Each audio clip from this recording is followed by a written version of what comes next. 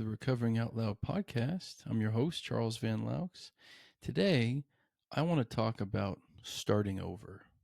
Now, I feel like this topic can oftentimes have kind of a negative connotation to it, right? Like we started over because we failed or something like that, right? But I feel like starting over can sometimes be a blessing in disguise, right?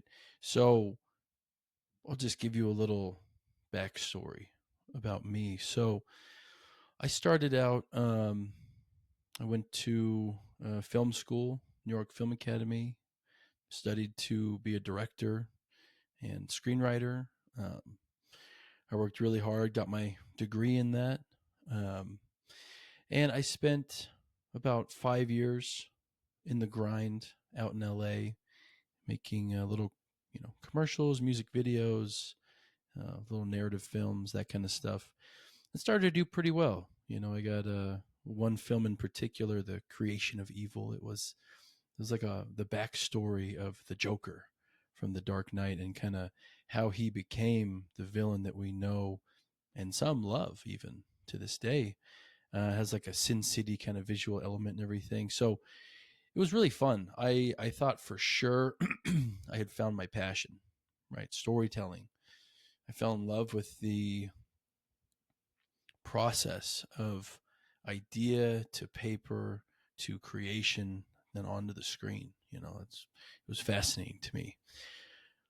And things were going okay, but all the while I was going through my active addiction, right? I was, using with people on set, right? I was, missing shoots entirely because of my previous night's activities, right? That kind of stuff. And I essentially destroyed that film career that I worked so hard to do. And I mean, I had even gotten I took an empty film reel can, and I was able to get my resume and my directing reel and all this stuff into these film cans, and I got it into the Oscars swag bag, right? Like it's really, really difficult to do that. It's really difficult to get that done. And I got to a point where I just couldn't do it anymore. I couldn't live like this double life. And I don't know. I mean, it was so like my entire creative process, even was tied to different substances, right? So, if it was coming up with shot ideas or storyboards or something, it was some mushroom tea at the whiteboard, right? If I was at some networking thing, it was Xanax. If I was on set directing, it was any kind of opiate. And I thought that I had found the secret ingredient to being successful, you know, but it didn't last. It didn't work, and I had to let go of that career. I destroyed it. There was this one shoot in particular where I was supposed to be up directing and that kind of stuff. I was in the chair watching from the monitor and I started nodding off. And I remember that day in particular. And I had it down, I thought at the time, to a science, right? If I smoked this much off of foil, I'd be okay. I'd be up and whatever and blah, blah, blah. On that particular day, it was a really important shoot. Would have opened a lot of doors. And on that particular day, I decided to smoke too, right? Self-destructive. And yeah, it cost me my career. It cost me those connections, cost me all that hard work, all those years in film school and everything. And after that, I was, you know, I got into a pretty dark place. I felt like a failure, you know. Um, and once I faced my demons, and sat my people down with the help of my brother. He encouraged me to tell people what was going on, and I sat my people down and told them, hey, here's this double life thing that's been going on for a long time, and everybody was shocked. They didn't really know any of that, right? Because I had kept it inside for so long. I'd given myself these really bad stomach issues from keeping all that stuff in, and it really affected me in a bad way. And So the very next morning, I went to treatment. And when I was in treatment, I had this feeling of acceptance and like finding my people who were caring and open and honest and vulnerable and like all these things I'd been looking for a long time. And I found a new understanding of myself as well through that experience where, I wasn't the only one who felt different all his life.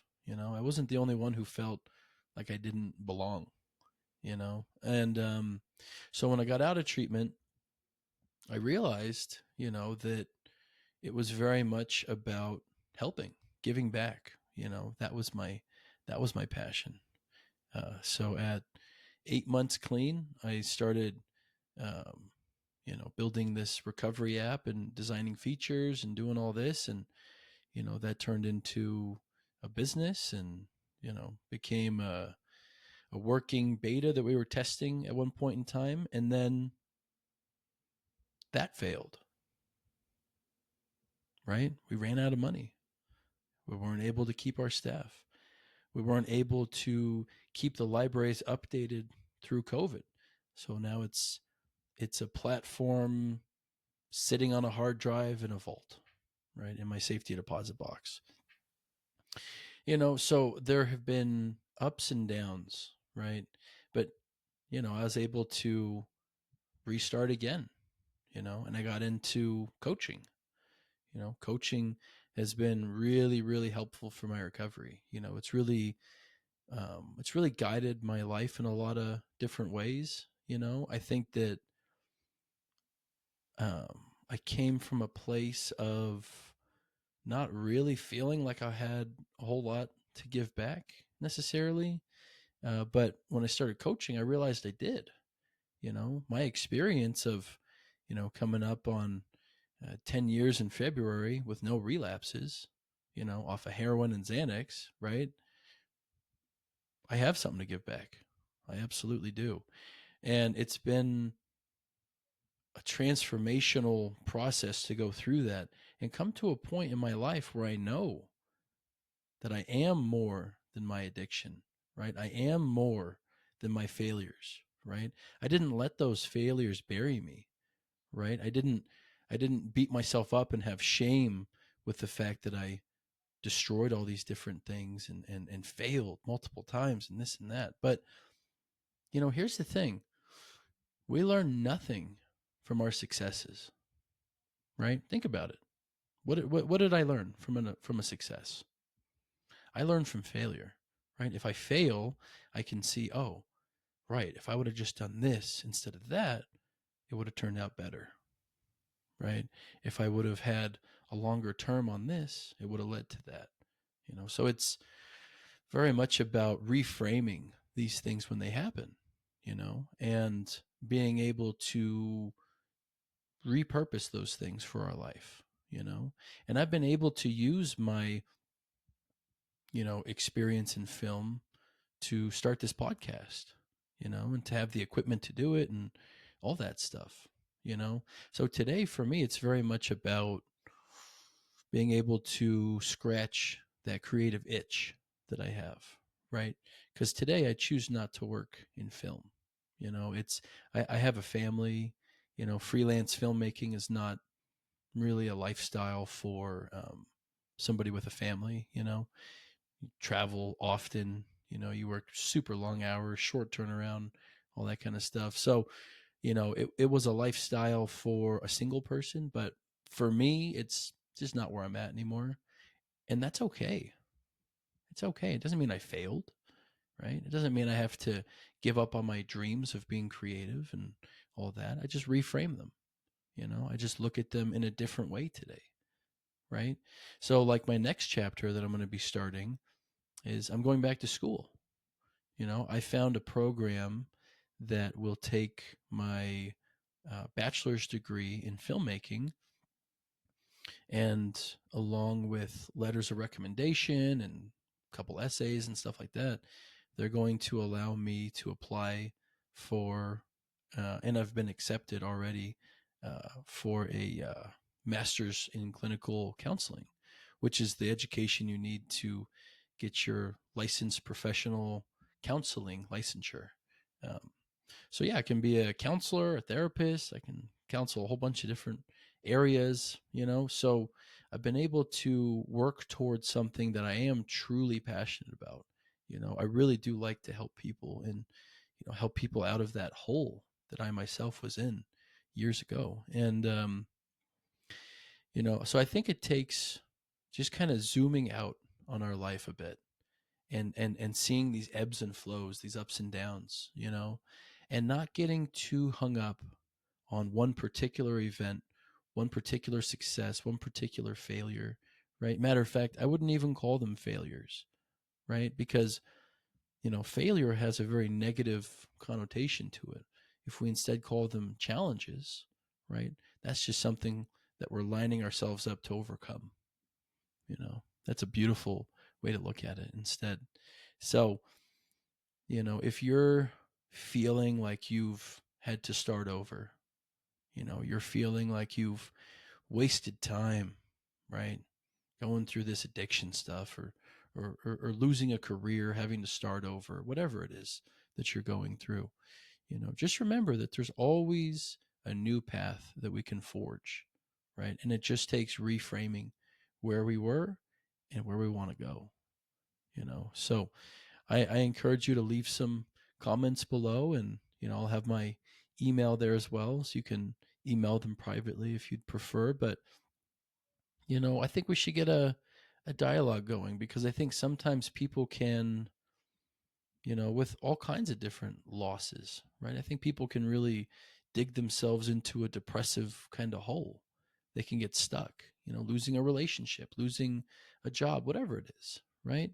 But if we're able to reframe and start something new, I think that's a really good way to refocus, and just knowing that there's always something brighter around the corner, because there absolutely is, and as long as we're willing to, open up and see those things for what they are, see those opportunities for what they are, as opposed to, oh my God, I failed, my life is over, right? No, it's not true, right? All we did was learn. That's all we did. We had an experience and we learned from it. That's it. We can take those experiences and that knowledge and we can apply them to the next endeavor.